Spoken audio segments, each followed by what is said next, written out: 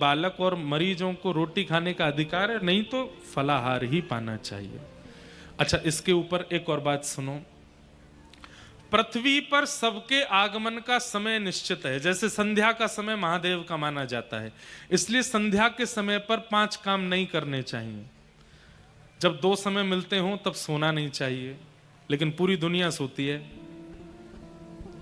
2 समय मिलते हों तब पढ़ना नहीं चाहिए, पढ़ने से विस्मृति हो जाती, जो पढ़ा है भूल जाओगे।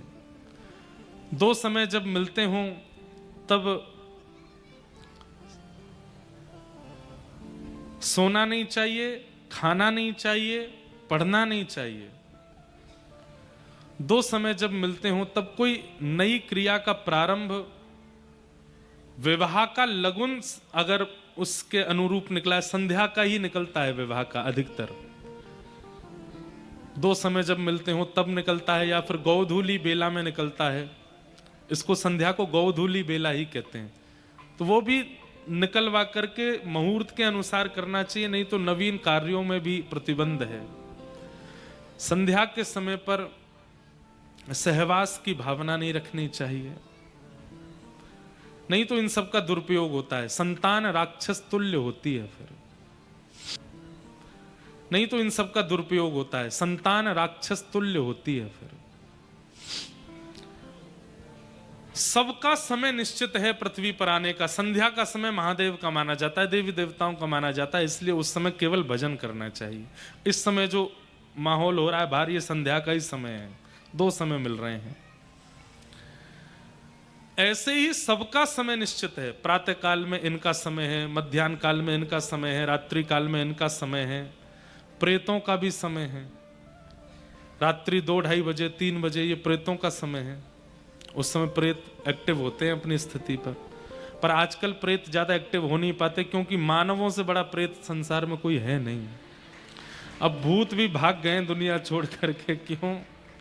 क्योंकि भैया बोले हमसे ज्यादा खतरनाक तो ये लोग हैं। सबका एक समय है। ऐसे ही एक दिन पाप ने कहा मेरा समय क्या है।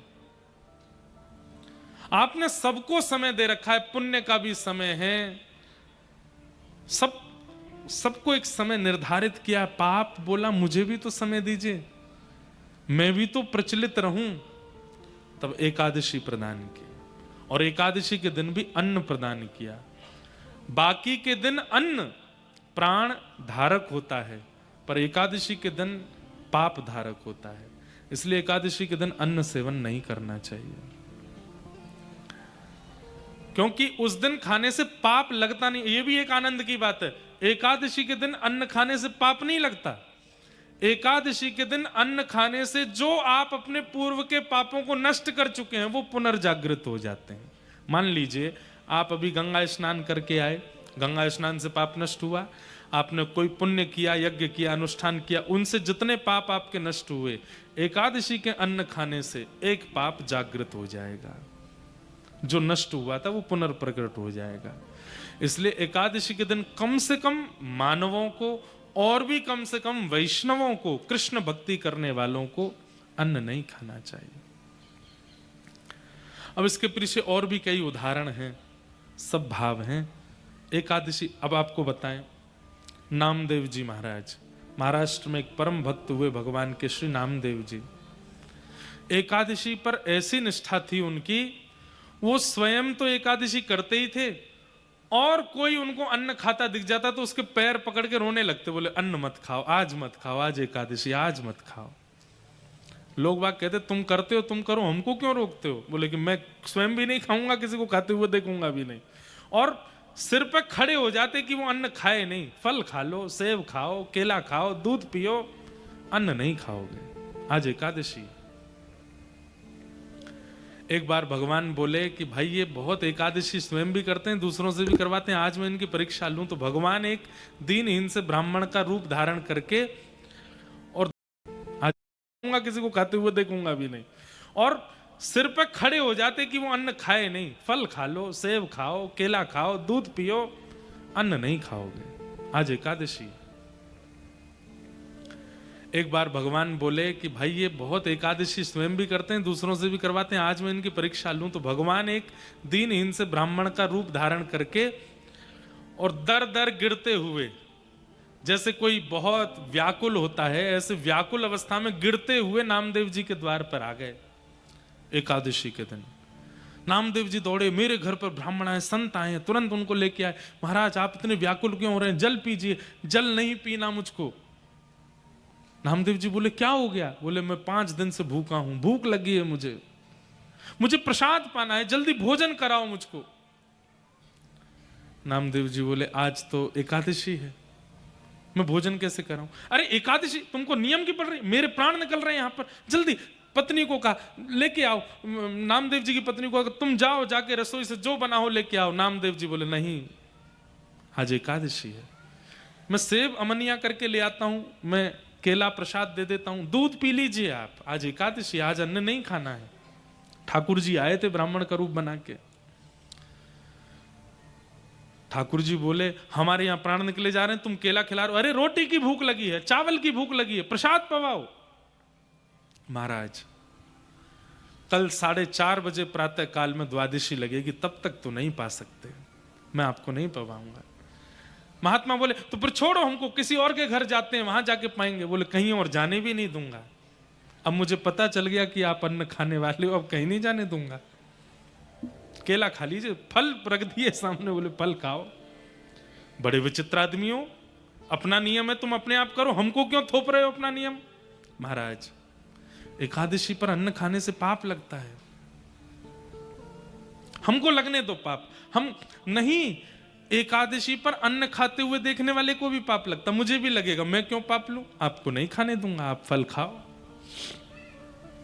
अब तो महाराज वो ब्राह्मण जो था छाती पीट पीट करके रोने लगा, मुझे घर में बांध लिया, बंदी बना लिया, भूखा मार रहा है नामदेव। अगल बगल के पड़ोसी इकट्ठे हो गए, नामदेव जी तुम्हारी एकादशी तुम करो, इनको क्यों करवा रहे हो? महाराज जी आप हमारे घर आओ, हम खवाते हैं रोटी। नामदेव जी बोले आप अगर जाना चाहते हैं तो मेरे शव के ऊपर से चले जाइए, मैं प्राण त्याग दूं फिर चले जाना, मैं जीते जी तो आपको अन्न नहीं खाने दूंगा, आज एकादशी है। अंत तो गत्वा लोग बाग बुरा भला कहने लगे नामदेव जी को। नामदेव जी बोले जो चाहे कह लो, आज अन्न नहीं मिलेगा। ना स्वयं खा रहे ना खाने दे रहे।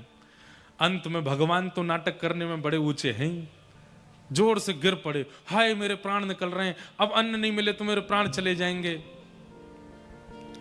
अरे नामदेव मेरे प्राण निकल रहे हैं, अब तो मुझ पर दया करो, केला खाइए ना, सेब खाइए, दूध पी लीजिए। अरे प्राण निकल रहे हैं मेरे, प्राण निकलने वाले को तो अन्न खिला सकते हो, कोई बात नहीं, एकादशी के दिन प्राण जाएंगे तो वैकुंठ ही जाओगे आप, कहीं और तो जाना नहीं आपको। ठाकुर जी ने ऐसा नाटक किया कि तड़पते तड़पते तड़पते उस ब्राह्मण भेष के मानो जैसे प्राण निकल ही गए। वैद्यों ने आकर के देखा तो नाड़ी बंद है, सांस नहीं चल रही, बोले तो पधार गए। गांव के लोग बोले धिक्कार है नामदेव, ऐसे नियम का क्या फायदा कि तू दूसरे के प्राण ले लेता है, बेचारे वो अन्न मांग रहे थे तूने नहीं दिया। नामदेव जी रोने लगे, मेरा अपराध है ना, मैंने तो एकादशी का मान किया, अपने घर में ही चिता बनाई और चिता में उन ब्राह्मण देवता को पधराया, अपने परिवार सहित चिता में जीवित बैठ गए नामदेव जी। बोले मैं प्राण त्याग, मेरी वजह से प्राण गए, मैं भी प्राण त्याग दूंगा, लेकिन एकादशी नियम की इतनी महिमा है वो मैं नहीं तोड़वा सकता। चिता में जैसे ही अग्नि स्वयं ही प्रकट की है, इतने में ही ब्राह्मण देवता, वो तो भगवान ही थे, उनको ताप लगा नीचे से, तुरंत उठ करके खड़े हो गए। लोग बाग डर गए और प्रेत आत्मा आ गई, लेकिन तुरंत ही शंख चक्र गदा पद्म धारण करके भगवान प्रकट हो गए, नामदेव जी को हृदय से लगाया। अरे मेरे नामा, मैं तो तेरी एकादशी निष्ठा की परीक्षा लेने आया था।